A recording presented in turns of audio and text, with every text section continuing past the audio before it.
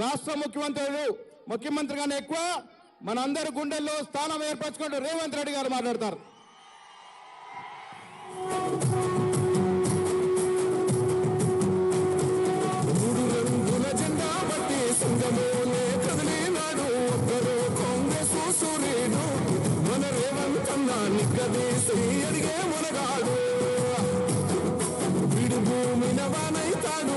సాగల ధైర్యం వీడు దొంగ దొరల భరతం పడతాడు మన రేవంతన్న పేద ఇంటికి పండుగ తెస్తాడు.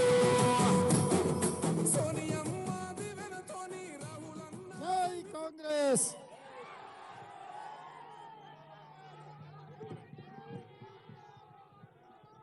జై కాంగ్రెస్ జై జై కాంగ్రెస్. మిత్రులారా, శ్రీమతి సోనియా గాంధీ గారు,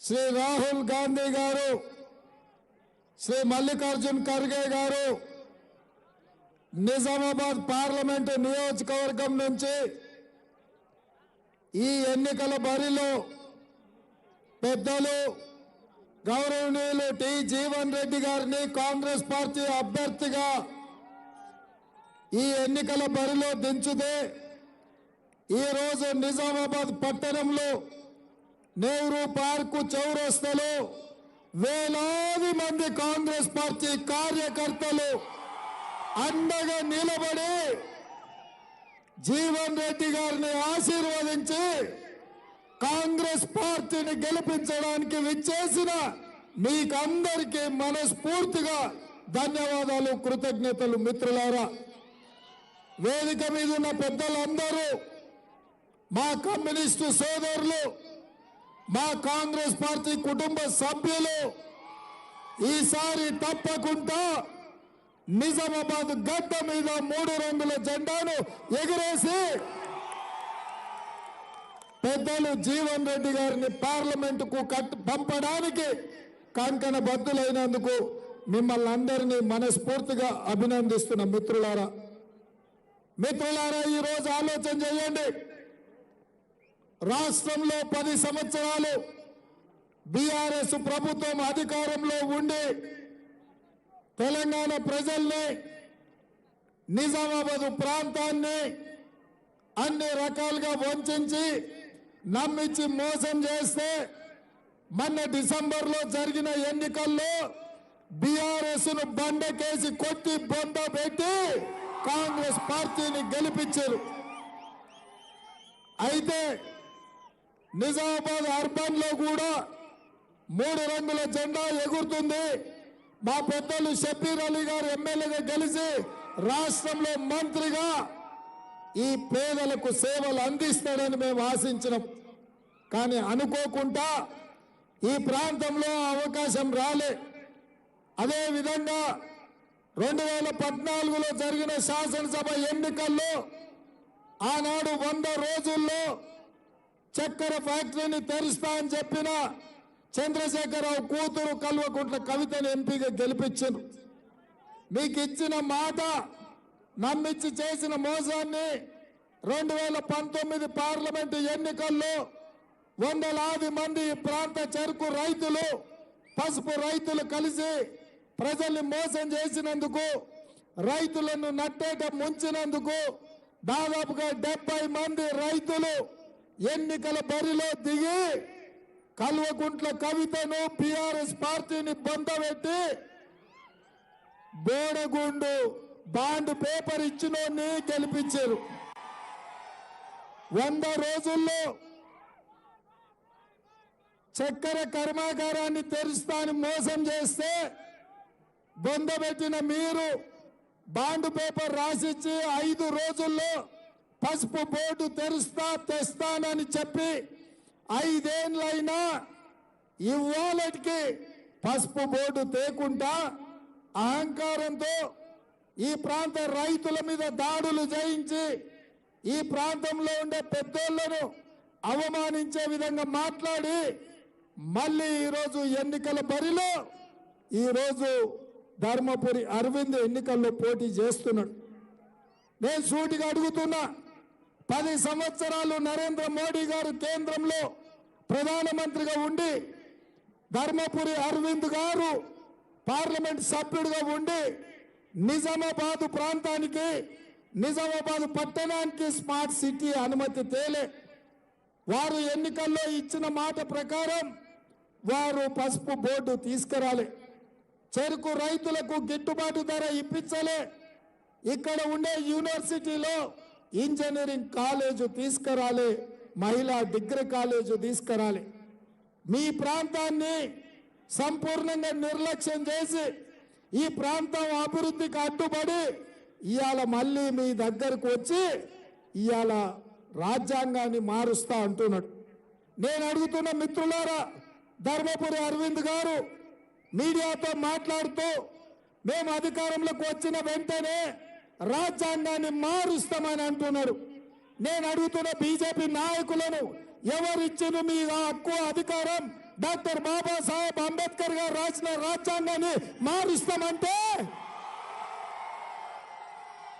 చూస్తూ ఊరుకోవడానికి దేశ ప్రజలు 140 కోట్ల మంది జనాభా చూస్తూ ఊరుకోరు అందుకే ఈరోజు రాజ్యాంగాన్ని మార్చాలన్నోళ్ళను గద్దె మీద నుంచి దించాల్సిన బాధ్యత ఈ నిజామాబాద్ జిల్లా ప్రజలకు ఉన్నది నేను అడుగుతున్న భారతీయ జనతా పార్టీని ఈ దేశ ప్రధానమంత్రి నరేంద్ర మోడీ గారిని నేను సూటిగా ప్రశ్నిస్తున్నా 1881 నుంచి బ్రిటిష్ వాళ్ళు ఉన్నప్పటి నుంచి ప్రతి 10 సంవత్సరాలకు జనాభా లెక్కలు కట్టి ఈ దేశ జనాభా ఎంతో 140 సంవత్సరాలు క్రమం తప్పకుండా ఈ దేశ జనాభాను లెక్కించను నేను అడుగుతున్న ఈ దేశ ప్రధానమంత్రి నరేంద్ర మోడీ గారిని 2021 సంవత్సరంలో ఈ దేశ జనాభాను లెక్కించకుండా ఈ దేశంలో ఉన్న బీసీల కులగణన చేయకుండా మీరు కుట్ర చేసి ఈ దేశంలో డాక్టర్ బాబాసాహెబ్ అంబేద్కర్ ఇచ్చిన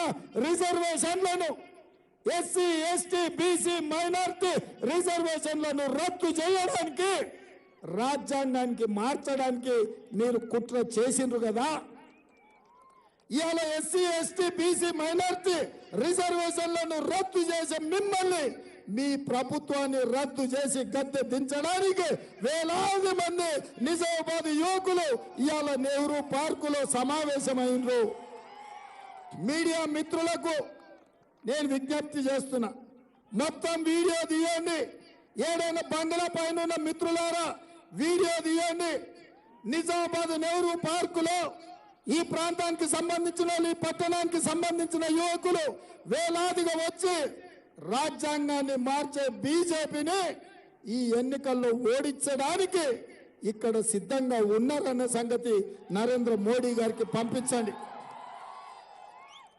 నేను ఇవాళ అడుగుతున్న ధర్మపురి అరవింద్ గారిని ఈ దేశ ప్రధానమంత్రి నరేంద్ర మోడీ గారిని ఎందుకు మీరు బీసీల రిజర్వేషన్లు రద్దు చేయాలనుకుంటున్నారు 2021లో మీరు లెక్కించాల్సిన జనాభాను మీరెందుకు లెక్కించలేదు బీసీల కులగణన చెయ్యడాన్ని మీరెందుకు అడ్డుపడుతున్నారని నేను అడుగుతున్నా ఇవాళ ఎస్సీ ఎస్టీ బీసీ మైనారిటీ రిజర్వేషన్లు రద్దు చేస్తామని డగ్గా బజాయించి చెబుతున్న బీజేపీని గోతి తీసి పాతి పెట్టాల్సిన బాధ్యత ఈ మూలవాసులైన ఈ దేశ ప్రజలకు లేదా అని నేను అడుగుతున్నా ఇవాళ మీ ఇష్ట రాజ్యంగా మీకు కావాల్సినట్టుగా మీకు నచ్చినట్టుగా మీ రాజ్యాంగాన్ని మార్చుకుంటే ఈ దేశంలో ప్రజాస్వామ్యం బతుకుతుందా మళ్ళీ దేశం నియంతల పాలన వైపు పోతున్నదా ఒక్కసారి ఆలోచన చేయండి అందుకే మిత్రులారా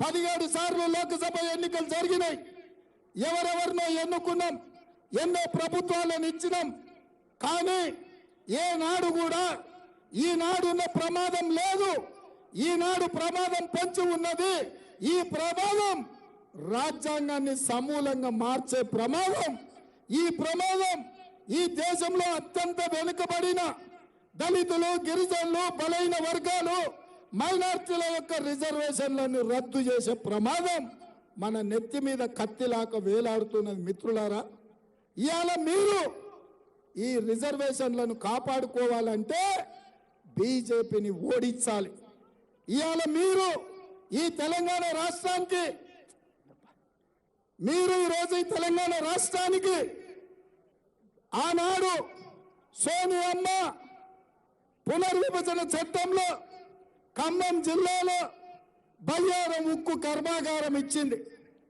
వరంగల్లో రైల్వే కోచ్ ఫ్యాక్టరీ ఇచ్చింది, రంగారెడ్డి జిల్లాలో ఐటీ పరిశ్రమల కోసం అనుమతులు ఇచ్చింది, నల్గొండ జిల్లాలో ఐఐటి ఇచ్చింది, మెదక్ జిల్లాలో ఐఐఎం ఇచ్చింది.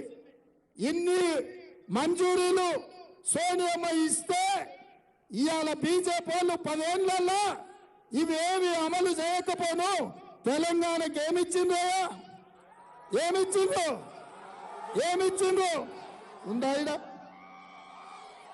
మహేష్ అది పట్టుకో. ఇవాళ నరేంద్ర మోడీ తెలంగాణకి ఏమిచ్చిండే గాడిద గుడ్డు ఇచ్చిండు. నేను ఈ నిజామాబాద్ గుండును అడుగుతున్నా, మేము పసుపు పోటు అడిగితే మీ మోడీ ఈ గాడిద గుడ్డు ఇచ్చిండు. మేము బయ్యారం ఉక్కు కర్మాగారం అడిగితే మీ మోడీ గాడిద గుడ్డు ఇచ్చిండు. ఇందుకే పట్టుకోండి ఇట్లా పెట్టేసి. మేము రైల్వే కోచ్ ఫ్యాక్టరీ అడిగితే మీ మోడీ గాడిద గుడ్డు ఇచ్చిండు. ఈ నిజామాబాద్ పట్టణానికి స్మార్ట్ సిటీ మేము అడిగితే మోడీ గాడిద గుడ్డు ఇచ్చిండు. నిజామాబాద్ కు రింగ్ రోడ్ అడిగితే మోడీ గాడిద గుడ్డు ఇచ్చిండు. చక్కెర కర్మాగారం తెరచాలి, గిట్టుబాటు ధర ఇవ్వాలి అంటే మోడీ గాడిద గుడ్డు ఇచ్చిండు. మరి నేను అడుగుతున్నా మీ గుండును, గాడిద గుడ్డు ఇచ్చిన మోడీకి ఓటు ఎందుకు వేస్తామయ్యా? కర్రు కాల్చి వాత పెడతాం కదా, ఈ ఎన్నికల్లో బీజేపీని పొంద పెడతాం కదా. అందుకే నిజామాబాద్ ప్రాంత రైతాంగాన్ని, విద్యార్థి నిరుద్యోగ యువకులను, దళిత గిరిజన బలహీన వర్గాల మైనారిటీ సోదరులను నేను విజ్ఞప్తి చేస్తున్నా. 2014లో బీఆర్ఎస్ ని గెలిపించారు, మీ బతుకులు బాగుపడలే. 2019లో బీజేపీని గెలిపించారు, మీ జీవితాలలో మార్పు రాలే. ఈసారి 2024లో పెద్దలు నీతి నిజాయితీకి మారు పేరు 40 సంవత్సరాలు ప్రజా జీవితంలో ఉన్న రైతుల కోసం కొట్లాడేటోడు కాదు, నిజమైన రైతు, దుక్కి దున్నినోడు, వ్యవసాయం చేసినోడు, రైతు సమస్యలు తెలిసినోడు జీవనన్నను ఈసారి ఎంపీగా గెలిపించండి. మీ తరఫున గల్లీ నుంచి ఢిల్లీ వరకు ప్రశ్నించే గొంతుకై ఈ ప్రభుత్వంలో మీకు స్మార్ట్ సిటీని తీసుకొచ్చే బాధ్యత పెద్దలు జీవన్ రెడ్డి గారిది. మీరు జీవనన్నను గెలిపించండి, మీకు ఇంజనీరింగ్ కాలేజ్, మహిళా డిగ్రీ కాలేజ్ ఇచ్చే బాధ్యత నాది. మీ పట్టణానికి, మీ నిజామాబాద్ పట్టణానికి రింగ్ రోడ్ వేసే బాధ్యత నాది. మీ ఎస్సీ ఎస్టీ బీసీ మైనారిటీ రిజర్వేషన్లను కాపాడి, రిజర్వేషన్లను పెంచి, బీసీ జనాభా లెక్కలు కట్టి మీకు నిధులు, మీకు రిజర్వేషన్లు మీ జనాభా ప్రాతిపదికన ఇప్పించే బాధ్యత నాది. అందుకే మిత్రులారా, ఇవాళ మిమ్మల్ని సూటిగా అడుగుతున్నా, పెద్దలు జీవన్ రెడ్డి గారికి అండగా నిలబడండి. 10 ఏళ్ళు మన ప్రభుత్వం ఉంటుంది, ప్రజాపాలన అందిస్తాం. ఇవాళ వచ్చిన 100 రోజుల్లోనే మా ఆడబిడ్డలకు ఆర్టీసీలో ఉచిత ప్రయాణం ఇచ్చినాం. 150 రోజుల్లో 40 కోట్ల మంది ఆడబిడ్డలు ఇవాళ బస్సు సౌకర్యాన్ని ఉపయోగించుకున్నారు. ఇవాళ కాంగ్రెస్ పార్టీ అధికారంలోకి వచ్చిన ఎంబడే పేద ఆడబిడ్డలను ఆదుకోవడానికి 1200 ఉన్న సిలిండర్ ను 500 రూపాయలకే ఆడబిడ్డలకు సిలిండర్ ఇంటికాడ ఇచ్చి 40 లక్షల కుటుంబాలను ఇవాళ మన ప్రభుత్వం ఆదుకున్నది. 200 యూనిట్లు వ్యవసాయానికే ఉచిత కరెంటు కాదు, పేదవాళ్ళ ఇళ్లలో వెలుగులు ఉండాలి, వాళ్ళ కళ్ళలో ఆనందం చూడాలి అని పేదవాళ్లకు 200 యూనిట్లు ఉచిత కరెంటు ఈరోజు కాంగ్రెస్ పార్టీ అందించింది. ఇవాళ రాజీవ్ ఆరోగ్యశ్రీ పథకం ద్వారా 10 లక్షల రూపాయలు పేదలకు ఉచిత వైద్యానికి అందించింది. ఇవాళ ఇదే కాదు, ఇందిరమ్మ ఇల్లు, పేదవాడికి ఆత్మ గౌరవం, ఇందిరమ్మ ఇల్లు. అందుకే తెలంగాణ రాష్ట్రంలో 4,50,000 ఇల్లు 22,500 కోట్ల రూపాయలతోని ఇవాళ పేదవాళ్ళకి ఇవ్వడానికి మన ఇందిరమ్మ రాజ్యం కాంగ్రెస్ ప్రభుత్వం నిర్ణయం తీసుకున్నది. నేను ఇవాళ గర్వంగా నెహ్రూ పార్కులో నిలబడి చెప్పదలుచుకున్నా, 3 నెలలలో నిరుద్యోగ యువకులకు 30,000 ఉద్యోగాలు ఇచ్చి నిరుద్యోగ యువకుల కళ్ళల్లో ఆనందం, వాళ్ళ కుటుంబం సభ్యులలో సంతోషాన్ని చూసి ఎల్బీ స్టేడియంలో ఇవాళ ఉద్యోగ అవకాశాలు ఇచ్చినాం. ఇదే కాదు మిత్రులారా, 60 సంవత్సరాలు 70 సంవత్సరాల నుంచి బలైన వర్గాల జనాభాను లెక్కగట్టి కులగణన చేసి వాళ్ళ రిజర్వేషన్లు పెంచి వాళ్లకు నిధులు పెంచాలన్న డిమాండ్ ఉంటే నేను ముఖ్యమంత్రి బాధ్యత చేపట్టిన వెంబడే మా మిత్రుడు పొన్నం ప్రభాకర్ గారికి చెప్పి మంత్రివర్గంలో ఆమోదింపజేసి అసెంబ్లీలో పాస్ చేసి ఇవాళ బీసీ జనాభా లెక్కలు కట్టడానికి నిర్ణయాలు తీసుకున్న మిత్రులారా, ఈ రాష్ట్రంలో గంజాయి డ్రగ్స్ పెట్టేగిపోతుంటే గంజాయి డ్రగ్స్ మీద ఉక్కు పాదం మోపి తాత తీసి ఇవాళ ఒక్కనొక్కని బొక్కలేసే పని ఈరోజు తెలంగాణ రాష్ట్రంలో చేసినాం. 100 రోజుల్లో ఇన్ని పనులు చేసిన నన్ను తెలంగాణలో ఉన్న కేడి దిగిపోమని అంటున్నాడు. కేడి అంటే ఎవరో కాదు, కేసీఆర్. నేను అడుగుతున్న చంద్రశేఖరరావును, 100 రోజుల్లో ఇన్ని పనులు చేసిన నేను కన్యాకుమారి నుంచి కశ్మీర్ వరకు 150 రోజులు 4,000 కిలోమీటర్లు మండు టెండల్లో మంచు కొండల్లో తిరిగిన రాహుల్ గాంధీ దేశం కోసం వాళ్ళ తండ్రి, వాళ్ళ నాయనమ్మ, వాళ్ళ తాత స్వతంత్రం కోసం ప్రాణాలు ఇచ్చిన కుటుంబం. రాహుల్ గాంధీ ఏమో 40 సీట్లు గెలుస్తాడంట, నరేంద్ర మోడీ 400 సీట్లు గెలుస్తాడట. ఇదేనా నీ నీతి, నీ జాతి అని చెప్పి చంద్రశేఖరరావు నేను అడుగుతున్నా. నీ బిడ్డ బెయిల్ కోసం నిజామాబాద్ బీఆర్ఎస్ కార్యకర్తల ఆత్మ గౌరవాన్ని బీజేపీ నాయకుల కాళ్ళ దగ్గర తాకట్టు పెట్టి ఇవాళ బీఆర్ఎస్ కార్యకర్తల్ని కూడా చంద్రశేఖరరావు మోసం చేస్తున్నాడు. అందుకే మిత్రులారా, ఇవాళ మోడీ కేడీ వేరు కాదు, బొమ్మ బొరుసు, నానానికి ఒకవైపు బొమ్మ ఇంకొక వైపు బొరుసు అంటే ఒకవైపు మోడీ ఇంకొక వైపు చంద్రశేఖరరావు ఉన్నాడు. అందుకే ఇవాళ బీఆర్ఎస్ కేసిన బీజేపీ కేసిన ఒక్కటే, బీఆర్ఎస్ వాళ్ళు అంతర్గతంగా బీజేపీని గెలిపించాలని కుట్ర చేస్తున్నారు. అందుకే ఇవాళ మీ సమస్యలు తెలిసినోడిగా, మీ సమస్యల్ని పరిష్కరించే వాడిగా నేను కూడా మీ సోదరుడిగా, మీ అన్నగా, మీ బిడ్డగా నిజామాబాద్ రైతాంగం సమస్యల్ని పరిష్కరించడానికి, మీరు పండించే చెరుకు పరిశ్రమను తెరవడానికి, గల్ఫ్ కార్మికులను ఆదుకోవడానికి, బీడీ కార్మికులకు పెన్షన్ ఇవ్వడానికి, ఈ ప్రాంతాన్ని అభివృద్ధి చెయ్యడానికి నేను అండగా నిలబడతా. నాకు మిమ్మల్ని మనులు అడుగుతలేను, మాణిక్యాలు అడుగుతలేను, వజ్ర వైదూర్యాలు అడుగుతలేను, నీ నిజామాబాద్లో ఉన్న సారవంతమైన భూములను అడుగుతలేను, అంకాపూర్లో వండే చికెన్ ముక్క కూడా అడుగుతలేను. నేను ఏమడిగిన సోదరులారా, నేను పెద్దలు జీవన్ అన్నను అత్యధిక మెజార్టీతో ఎంపీగా గెలిపించండి, మీ ఓటు అనే ఆయుధంతో బీఆర్ఎస్ బీజేపీని బొంద పెట్టుండ్రి, పెద్దలు జీవన్ రెడ్డి గారిని గెలిపించుండ్రి. తప్పకుండా ఈ ప్రాంతాన్ని అభివృద్ధి చేసే బాధ్యత నేను తీసుకుంటా. అందుకే మిత్రులారా, इसीलिए मेरा भाई बहनों से एक ही गुजारिश है, आज संविधान खतरा में है, इस देश खतरा में है। 70 साल के बाद अपने को आजादी मिले, बहुत अपने परिवार शहीद होकर इस दुनिया को, इस देश को आजादी दिलाए, तो आज नरेंद्र मोदी भारतीय जनता पार्टी अपने आजाद को खींच लेने के लिए कोशिश कर रहे। दलित और आदिवासी पिछड़े लोगों का, जो माइनॉरिटी भाइयों का रिजर्वेशन रद्द करने के लिए आज ऐलान करके नरेंद्र मोदी जी निकले। आज हमारे भाइयों से बहनों से मेरा गुजारिश है, इस खतरे से बचाने का जिम्मेदारी आप ही लोगों का है, आपके हाथ में है। आप लोग मदद दीजिए, हमारे हाथ ताकत दीजिए, जीवन रेड्डी साहब को जिताइए इस चुनाव में। संविधान को बचाने का काम,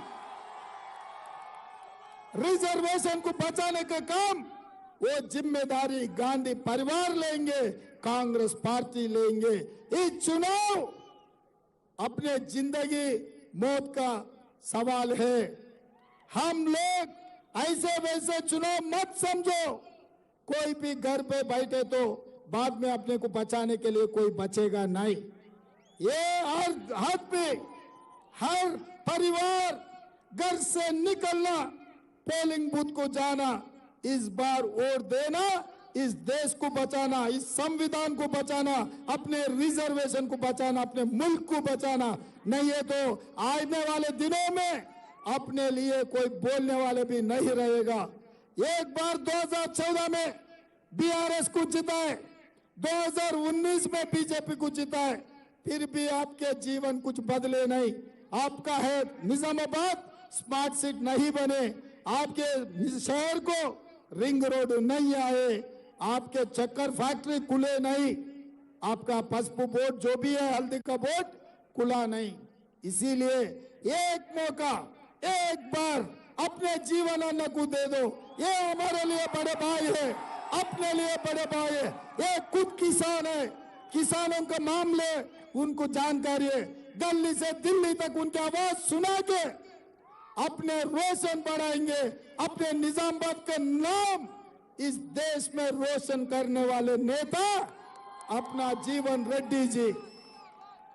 इसीलिए मेरे भाइयों से, मेरे बहनों से गुजारिश है, ये निजामाबाद रूरल अर्बन दोनों मिला के हमारे भाई तो 1-1 लाख अलग अलग बोधन भी 1 लाख सुदर्शन रेड्डी साहब तो वादा किए, मगर ये दो मिलके 1 लाख दिला दो, बाकी का असेंबली में और 1 लाख लेके 2 लाख से जीवन रेड्डी साहब को हम एमपी बना देंगे। మిత్రులారా, మీరు ఒకటే ఆలోచన చేయండి, గాడిద గుడ్డి ఇచ్చిన బీజేపీని పొందబెట్టాలి, నమ్మించి మోసం చేసిన బీఆర్ఎస్ సచ్చిన పాము, అది చేసేదేమీ లేదు। అందుకే ఇవాళ కాంగ్రెస్ గెలిస్తేనే రాజ్యాంగం రక్షింపబడుతుంది, కాంగ్రెస్ గెలిస్తేనే ఎస్సీ ఎస్టీ బీసీ మైనారిటీ రిజర్వేషన్లకు రక్షణ ఉంటుంది। అందుకే ఈ రోజు ఇంత ఆలస్యమైన ఇన్ని వేల మంది ఇక్కడికి వచ్చి ఎన్నిసార్లు మేము అడిగినా, రాహుల్ గాంధీ ప్రశ్నించినా నరేంద్ర మోడీ గారు మాత్రం ఉలుకు లేదు, పలుకు లేదు। జనాభా ఎందుకు లెక్క పెడతలేవంటే జవాబు లేదు, బీసీ కులగణన ఎందుకు చేస్తలేవంటే ఒక్క మాట మాట్లాడతలేడు। ఆయన మనసు నిండా ఆయన పార్టీ ఆలోచన రాజ్యాంగాన్ని మారాలి, రిజర్వేషన్లు రద్దు చేయాలన్న ఆలోచనతో ఉన్నారు। అందుకే రిజర్వేషన్లు రద్దు చేయాలన్న బీజేపీ ప్రభుత్వాన్ని రద్దు చేసే బాధ్యత మీ మీద ఉన్నది। మీరు అనుకుంటే బీజేపీ ప్రభుత్వం రద్దు అయిపోతుంది, రద్దు చేయడానికి మీరు సిద్ధమేనా? సిద్ధమేనా? సిద్ధమేనా? గట్టిగా, ఇంకా గట్టిగా ఢిల్లీకి వినిపించాలి, మోడీకి వినిపించాలి। సిద్ధమేనా? సిద్ధమేనా? సిద్ధమేనా? సిద్ధమేనా? సిద్ధమేనా? సిద్ధమేనా? సిద్ధమేనా? జై కాంగ్రెస్, జై జై కాంగ్రెస్। హస్తం గుర్తుకే, హస్తం గుర్తుకే। ధన్యవాదాలు సోదరులారా।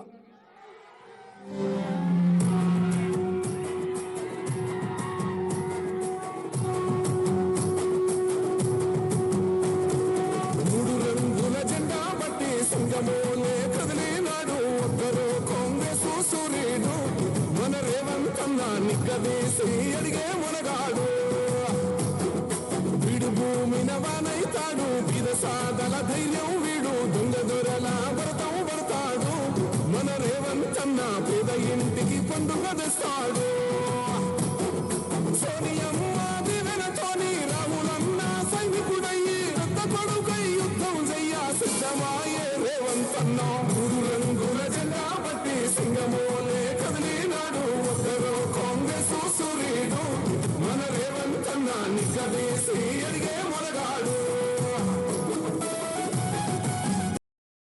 Like, share, subscribe.